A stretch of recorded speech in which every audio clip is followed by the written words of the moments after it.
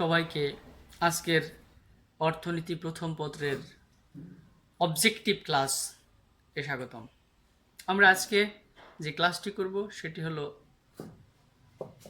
অর্থনীতি প্রথম পত্রের তোমাদের একটি ভোক্তার আচরণ তত্ত্ব নামে একটি অধ্যায় রয়েছে। সেই অধ্যায়ের চাহিদা নামে আরেকটি ছোট অংশ রয়েছে। সেখানে কি ধরনের অবজেক্টিভ পরীক্ষায় আসতে পারে সেই সম্পর্কে আমরা একটু আলোচনা করব এবং আমরা কয়েকটি অবজেক্টিভ নিয়ে আজকের ক্লাস সাজিয়েছি। প্রথমে এখানে যে জিনিসটি আসতে পারে সেটি হলো তোমাকে প্রশ্ন করা হলো দাম এবং চাহিদার সম্পর্ক কি। দাম ও চাহিদার সম্পর্ক।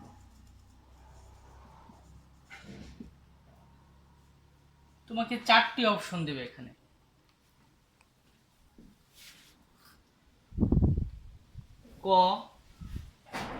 ক দিবে, খ দিবে, গ, এরকম 4টি অপশন দিয়ে তোমাকে বলবে যে সম্পর্কগুলো কি। এখন আমি 4টি অপশন লিখছি না, মূল যে কথাটি সেটি আমি এখানে লিখব। আমরা জানি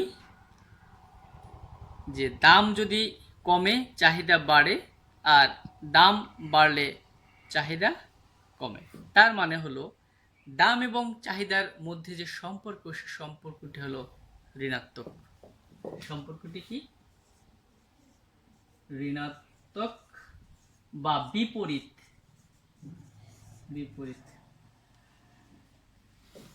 তাহলে আমরা একটি প্রশ্ন এবং তার উত্তর পেয়ে গেলাম।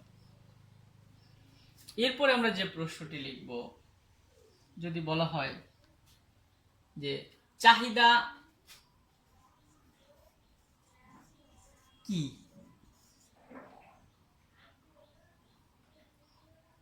প্রশ্নটি হলো কি চাহিদা কি। এখানে এরকম যদি 3টে অপশন দেওয়া থাকে যে চাহিদা হলো দ্রব্য বা সেবা পাওয়ার আকাঙ্ক্ষা।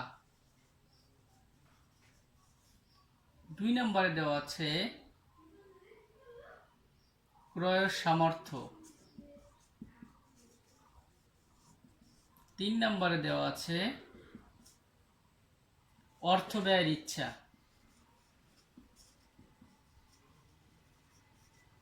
এবার তোমাকে এরকম দেয়া হলো ক নাম্বার 1, খ নাম্বার 1 ও 2,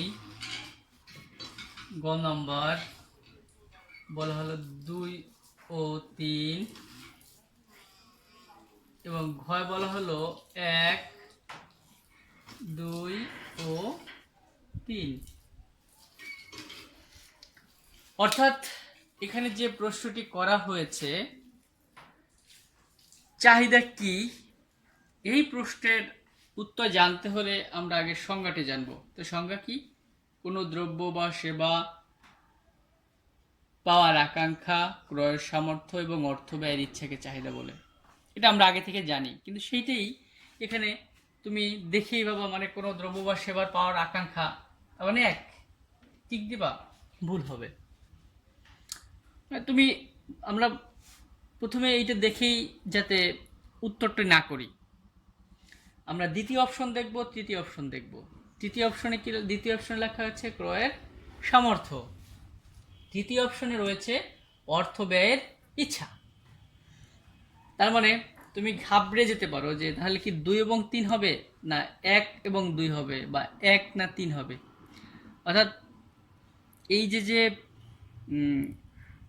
অবজেক্টিভটি রয়েছে, এটা হলো তোমার সাময়িক সময়ের জন্য তোমাকে ঘাবড়ে দিতে পারে। যাতে তোমরা না ঘাবড়াও সেজন্য আমার এই ক্লাস।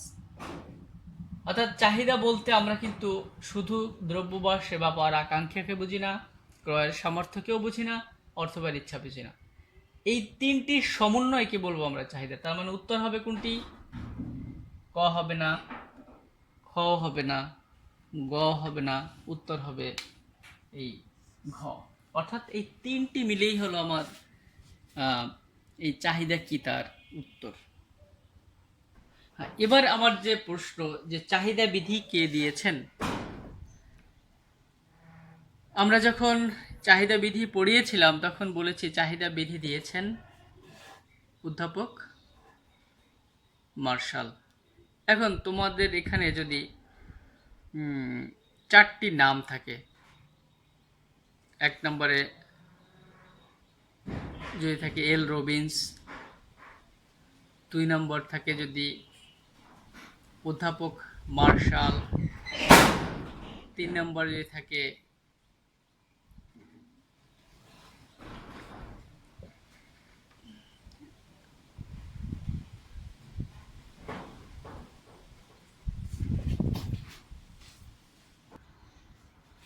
পিগো, এবং 4 নম্বরে যদি অ্যাডাম স্মিথ থাকে, অর্থাৎ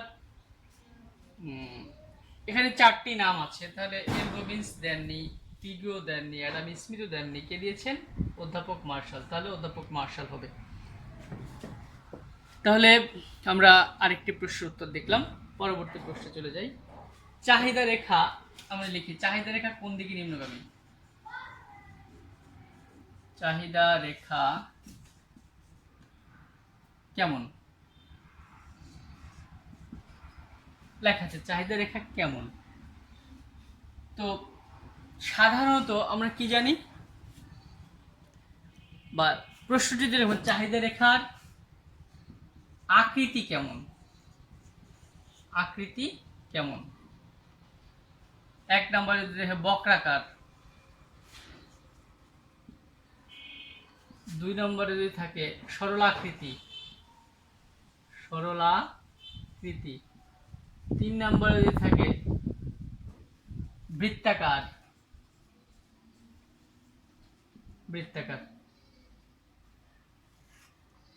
তার মানে এখন যদি তোমাকে বলা হয় উত্তর কোনটি হবে, ক 1, খ 2, গ 1 ও 3, ঘ শুধু 3, কোনটি বেছে নিব আমরা?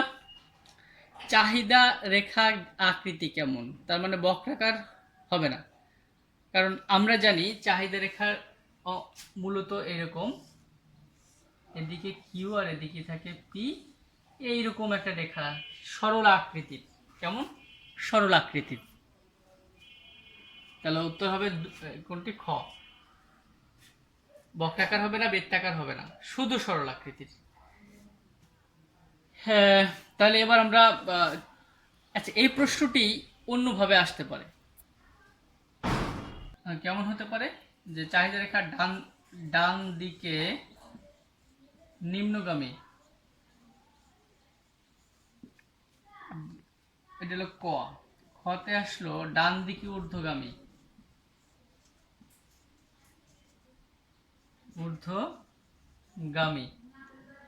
গতে বলা হইল ভূমি অক্ষের সমান্তরাল,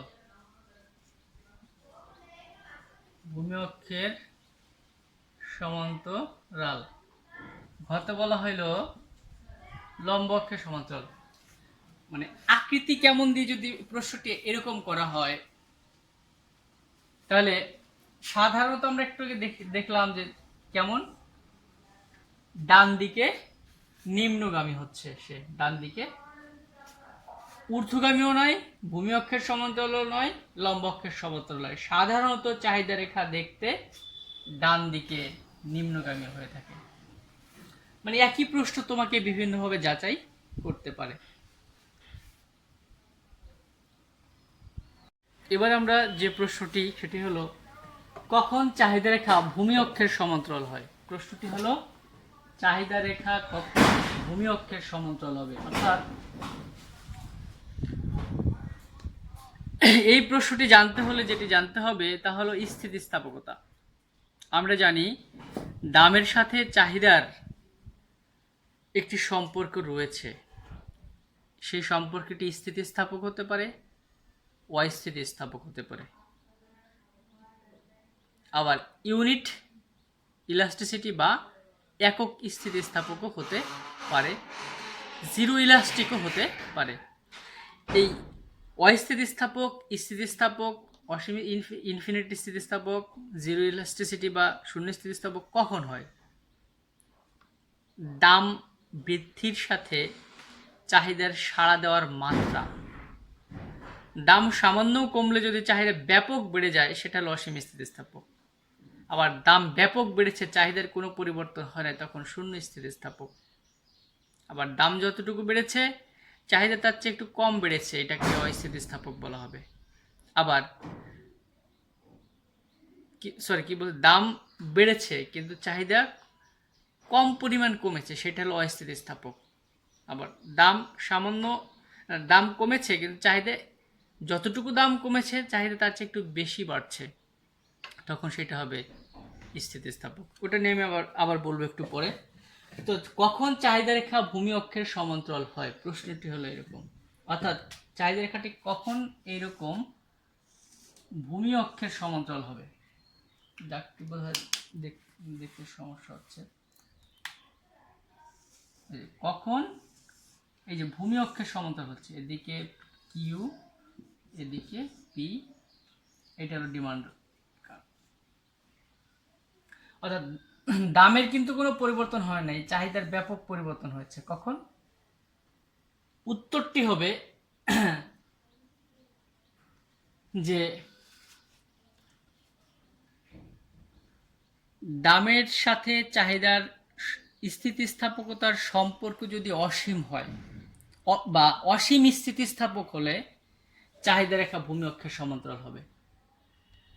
ঠিক একই প্রশ্ন আমি এখানে করতে পারি যে লিখে দিয়েছি দামের সাথে চাহিদার সম্পর্ক অসীম স্থিতিস্থাপক হলে ভূমি অক্ষের সমান্তরাল হবে।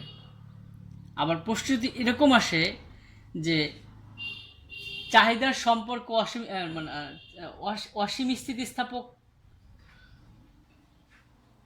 হলে চাহিদা রেখার আকৃতি কেমন হবে, তখন আমরা বলবো যে ভূমি অক্ষের চাহিদা রেখা যদি ভূমি অক্ষের সমান্তরাল হয় তাহলে অসীম স্থিতিস্থাপক হয়। বিষয়টি এরকম যে প্রশ্নে যা চাওয়া হবে উত্তর ঠিক তেমনই হবে। আমি আবার বলছি যে কখন ভূমি অক্ষের সমান্তরাল হবে চাহিদা রেখা, যদি অসীম স্থিতিস্থাপক হয়। আবার যদি উল্টা প্রশ্ন হয় যে অসীম স্থিতিস্থাপক হলে চাহিদা রেখা কেমন হবে, তখন আমরা বলবো ভূমি অক্ষের সমান্তরাল হবে। পরবর্তী প্রশ্ন যে নিচের কোনটি শূন্য স্থিতিস্থাপক চাহিদা রেখা?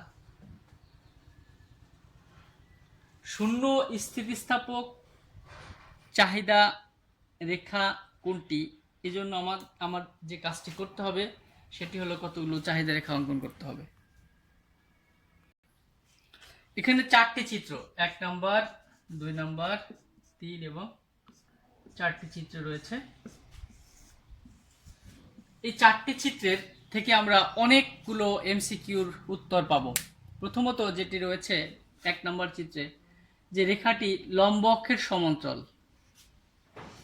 যখন রেখাটি লম্ব অক্ষের সমান্তরাল হবে তখনই চাহিদা রেখা এই শূন্য স্থিতিস্থাপক হবে।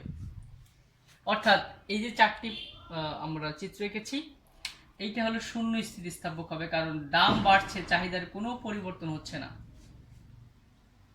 তো এই প্রশ্নটি যদি এরকম আসে যে দামের পরিবর্তনে কখন বা কোন অবস্থায় চাহিদার কোনো পরিবর্তন হয় না, উত্তর হবে কি, যখন শূন্য স্থিতিস্থাপক চাহিদা হবে। তাহলে আমরা এই প্রশ্নের উত্তরটি পেয়ে গেলাম। দ্বিতীয় চিত্রে যেটি আমরা লিখেছি যে দামের পরিবর্তন হয় না কিন্তু চাহিদার ব্যাপক পরিবর্তন হয়ে গেছে, যেটি আমরা একটু আগে আলোচনা করেছি অসীম স্থিতিস্থাপক। তাহলে আমরা এরপরে যে দুটি চিত্র রয়েছে, এটা একটি, অর্থাৎ দামের পরিবর্তন হয়েছে, চাহিদার পরিবর্তন হয়েছে। এখানেও দামের পরিবর্তন হয়েছে, চাহিদার পরিবর্তন হয়েছে, কিন্তু প্রশ্ন হলো কোনটি স্থিতিস্থাপক চাহিদা রেখা, কোনটি অস্থিতিস্থাপক চাহিদা রেখা। এটি বোঝার জন্য আমাকে যেটি করতে হবে, ধরে এটার দাম 10 টাকা, এটা 8 টাকা, এখানে ছিল 100, এখানে 300। এটি 10 টাকা, এটি 5 টাকা, এখানে 100 রয়েছে, এখানে 150। আর আমি 3 নম্বর চিত্রে যেটা দেখতে পাচ্ছি, দাম 10 টাকা অবস্থায় কোনো দ্রব্যের চাহিদা রয়েছে 100 একক, দাম 2 টাকা কমেছে, অর্থাৎ 20% দাম কমেছে, চাহিদা 200% বেড়েছে। অর্থাৎ দাম হ্রাস পাওয়ার সাথে চাহিদার বৃদ্ধি পাওয়াটি এখানে মাত্র 20% আর এখানে 300% বেড়েছে। তার মানে দাম যে হারে কমেছে, চাহিদা তার চেয়ে বহুগুণ বেড়ে গিয়েছে। এটির নাম হলো স্থিতিস্থাপক চাহিদা রেখা। আর এইখানে ঠিক তার উল্টোটি, অর্থাৎ দাম 50%, যদি এটা 120 হয়, দাম 50% কমছে কিন্তু চাহিদা, দাম 50% কমছে কিন্তু চাহিদা বাড়ছে 20%। তার মানে দাম কমছে বেশি, চাহিদা বৃদ্ধি পেয়েছে কম। এটাকে বলা হবে অস্থিতিস্থাপক চাহিদা। তাহলে আমরা বুঝলাম যে স্থিতিস্থাপক চাহিদা কি এবং অস্থিতিস্থাপক চাহিদা কি। তোমাদের এমসিকিউতে যে ধরনের প্রশ্ন আসুক না কেন, এখন সেই সমস্যাটির সমাধান হবে আশা করছি। তো আজ আর নয়, আমরা আবার অন্য একদিন অন্য অধ্যায়ের এমসিকিউ নিয়ে হাজির হব। সে পর্যন্ত সবাই ভালো থেকো এবং সুস্থ থাকো।